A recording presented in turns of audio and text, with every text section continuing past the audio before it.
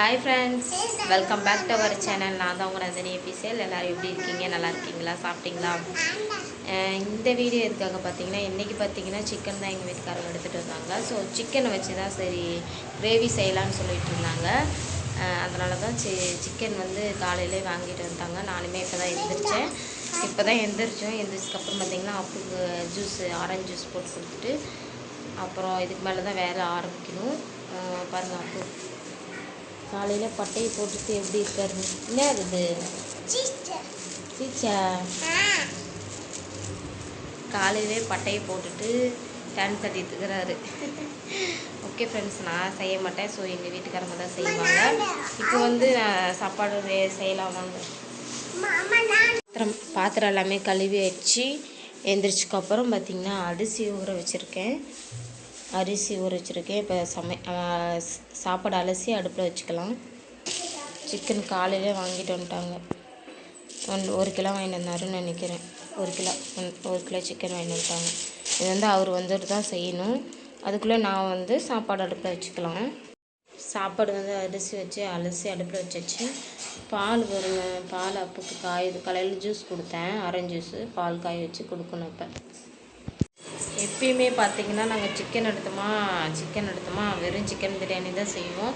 So இன்றைக்கி நம்ம gravy மாதிரி செஞ்சு சாப்பிட்லான்னு ஆசைச்சு. ஸோ அதனால் கிரேவி தான் செய்யணும். என்ன சொல்ல போகிறீங்க?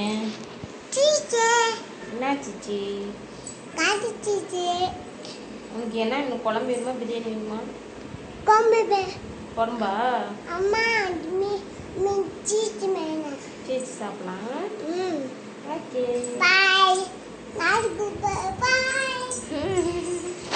நாளைக்கு கூப்பிட்றாங்க.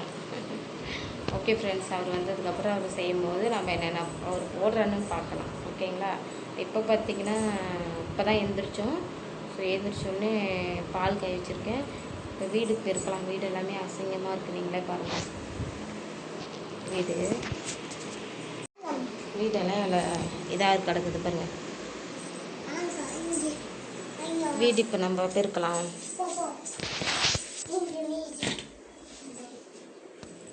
எங்கே சார்? என்னது இருக்குது சார்? நாங்கள் கூட்டவே இல்லை சார். நகர்ப்பா. பார்த்திங்கன்னா வீடு எல்லாமே நல்லா பெருக்கி நல்லா க்ளீனாக இருக்குது பாருங்கள். இப்போ வந்து தம்பிக்கு வந்து பால் கொடுக்கலாம். ஹாய் ஃப்ரெண்ட்ஸ், இப்போ பார்த்திங்கன்னா சிக்கன் கிரேவி தான் செய்ய போகிறாங்க. நான் செய்யலை, எங்கள் வீட்டுக்காரங்க தான் செய்வாங்க. ஸோ அவர் என்ன பண்ணுறாருன்னு பார்க்கலாம் வாங்க. தக்காளி, வெங்காயம், பச்சை மிளகாய் இதெல்லாமே கட் பண்ணிகிட்ருக்காரு. என்ன செய்கிறீங்க? பார்த்திங்கன்னா சிக்கன் எல்லாமே கழுவி வச்சுட்டாங்க. மஞ்சள் தூள் இதெல்லாம் போட்டு கழுவி வச்சிட்டாரு. இவ்வளோ தான் 1 கிலோவா அப்படின்னு நினைக்காதீங்க. ஸோ இன்னும் கொஞ்சம் இருக்குது. ஸோ இதில் நான் வேறு டிஷ் பண்ணணும். அதுக்காக தான் எடுத்து வச்சுருக்கேன். சாப்பாடு வெந்துட்டுருக்கு. அப்புக்கு பால் கொடுத்தாச்சு. சிக்கன் கிரேவி தான். சிக்கன் கிரேவியா குழம்பா? கிரேவி தானே. சிக்கன் கிரேவிக்கு ஃபஸ்ட்டு வெங்காயம், பட்டை, லவங்கம் இதெல்லாம் போடலையோ? அப்புறம் பச்சை மிளகாய் 3 பச்சை மிளகாய் போட்டு நல்லா வதக்கிக்கலாம். உங்களுக்கு என்ன வேணும்? சீச்சியா? என்ன சீச்சி? சரி அல்லாத செய்யலாம். பார்த்திங்க, இப்போ வெங்காயம் நல்லா வதங்கிடுச்சு. இப்போ தக்காளி போட்டுக்கிட்டாங்க.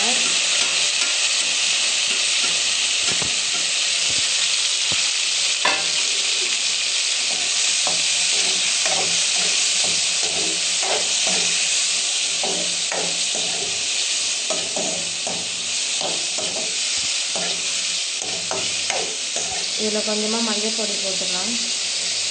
போதும்.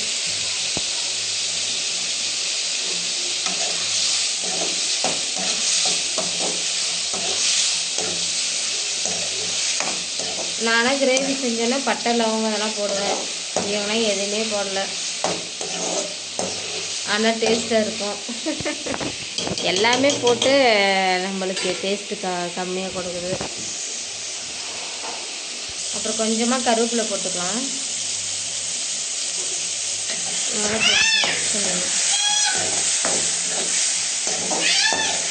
அப்போ ஒரு ஃபோன் வச்சுட்டு பாருங்கள். ஹாய் ஃப்ரெண்ட்ஸ் சொல்கிறது தான். என்ன பண்ணுறப்போ? Hi friends. நீங்களும் சொல்லுங்கள். இங்கே பார்த்து சொல்லு.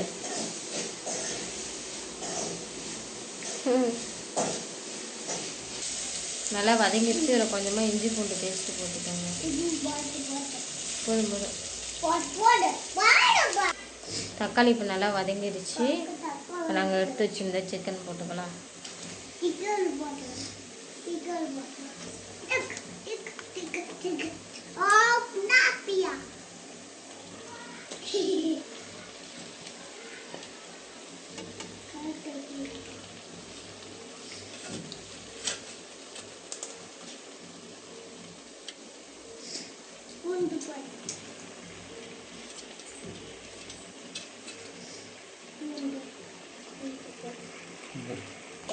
நல்லா இது நம்ம மிக்ஸ் பண்ணிக்கலாம்.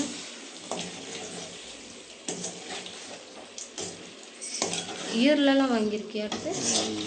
எப்பயும் வாங்க மாட்டேன் தானே?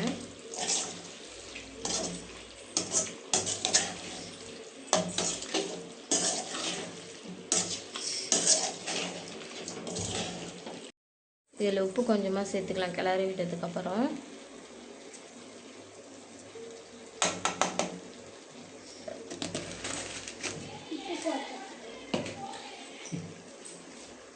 இதில் பார்த்திங்கன்னா கொத்தமல்லி கருவேப்பிலை போட்டாச்சு. போட்டு நல்லா தண்ணி ஊற்றி வேக வச்சுக்கலாம்.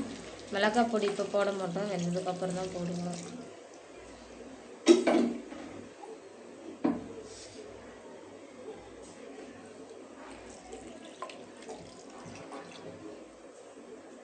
தண்ணி கொஞ்சம் ஊற்றியாச்சு. இப்போ நம்ம மூடி வச்சுக்கலாங்க. நல்லா கிளறி விட்டுட்டு முடிச்சு. இன்னும் கொஞ்சம் உப்பு போடு, நல்லா அந்த கறியில் வேகட்டும்.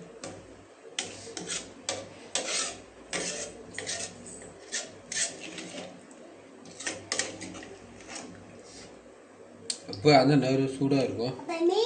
கொஞ்சம் கறிக்கு ஏற்ற மாதிரி இன்னும் கொஞ்சம் உப்பு சேர்த்து நல்லா கிளறி விட்டு மூடி வச்சுக்கிட்டு கறி வெந்ததுக்கப்புறம் மசாலா எல்லாமே சேர்த்துக்கலாம். இது நல்லா மூடி வச்சுட்டு வெந்ததுக்கப்புறம் மசாலாலாம் போட்டுக்கலாம். இன்னும் நல்லா கொதிக்குது. ஸோ இதில் வந்து கொஞ்சமாக உப்பு தண்ணி எடுத்து வச்சுக்கலாம் அப்புக்கு. ஏன்னா அது காரமாக இருக்கும், அதனால் கொஞ்சமாக எடுத்து வச்சுக்கலாம். இது வெந்துச்சா? இப்போ பார்த்திங்கன்னா நல்லா கொதிச்சு வந்துடுச்சு. இதில் வந்து மிளகாய் பொடி மசாலாலாம் சேர்த்துக்கலாம்.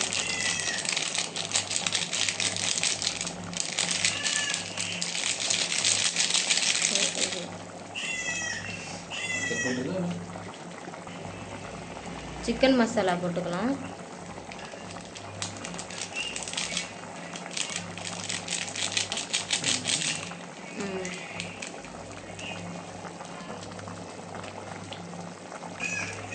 இப்போ கரம் மசாலா கொஞ்சமாக போட்டுக்கலாம்.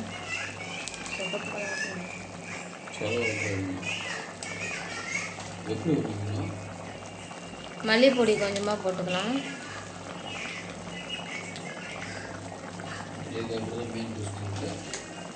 என்னது அது? சிக்கன் வறுவல் மசாலாலாம் போட மாட்டாங்களே.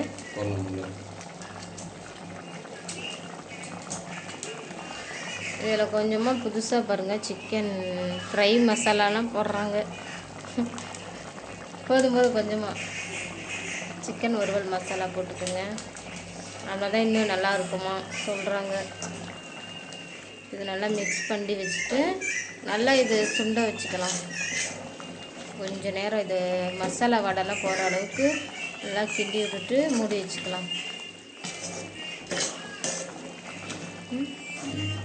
சிக்கன் கிரேவி ரெடி ஆகிடுச்சு. சிக்கன் குழம்பு கிரேவி பாருங்கள், நல்லா சூப்பராக ரெடி ஆகிடுச்சு.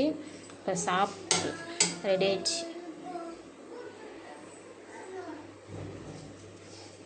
இதோ கிரேவி ரெடி ஆகிடுச்சுங்க பாருங்கள். சிக்கன் கிரேவி ரெடி ஆகிடுச்சு.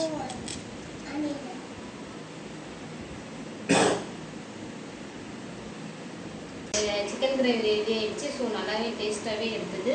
ஸோ ஸோ நீங்கள் வீடியோ எப்படி செய்யறதுன்னு பார்த்துருக்கீங்க. நீங்களுமே வீட்டில் ட்ரை பண்ணி பாருங்கள் எப்படி இருக்குன்னு மறக்காமல் கமெண்ட்டில் சொல்லுங்கள். இந்த வீடியோ உங்களுக்கு பிடிச்சிருந்ததுன்னா லைக் பண்ணுங்கள், ஷேர் பண்ணுங்கள், மறக்காமல் சப்ஸ்கிரைப் பண்ணிக்கோங்க. லைக் கொடுத்துட்டு கீழே ஹைப் இருக்கும், ஹைப் கொடுத்துட்டு சப்போர்ட் பண்ணுங்கள். ஓகே ஃப்ரெண்ட்ஸ், நெக்ஸ்ட் வீடியோவில் பார்க்கலாம். பாய்.